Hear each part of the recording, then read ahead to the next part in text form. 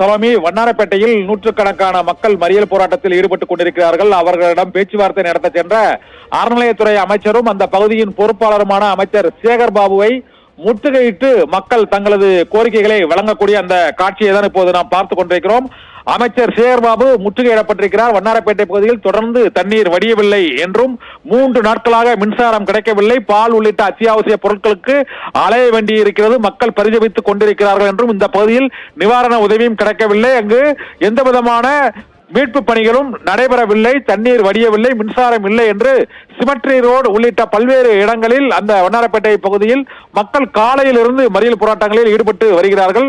இந்த சூழ்நிலையில் அமைச்சர் சேகர் பாபு அவர்களது கோரிக்கை தொடர்பாக இப்போது அவர்களிடம் பேச்சுவார்த்தை நடத்தும் போது அவரை முற்றுகையிட்டு முழக்கங்களை எழுப்பி தங்களுக்கு 3 நாட்களாக தண்ணீர் இல்லை, கரண்ட் இல்லை, தங்களுக்கு உரிய உதவியை எவரும் அதிகாரிகள் வரவில்லை, எங்கள் பணிகளில் உடனடியாக நிவாரண பணிகளை மேற்கொள்ள வேண்டும் என்று மக்கள் அமைச்சர் சேகர் பாபுவை முற்றுகையிட்டு போராட்டம் நடத்தி கொண்டிருக்கக்கூடிய இந்த காட்சியை தான் பார்த்துக் கொண்டிருக்கிறோம். சற்று முன்பு ராயபுரம் எம்எல்ஏ ஐட்ரீம்ஸ் மூர்த்தியை இதே பகுதிக்கு அருகில் அங்கு தங்கசாலை அருகே மக்கள் முற்றுகையிட்டார்கள்.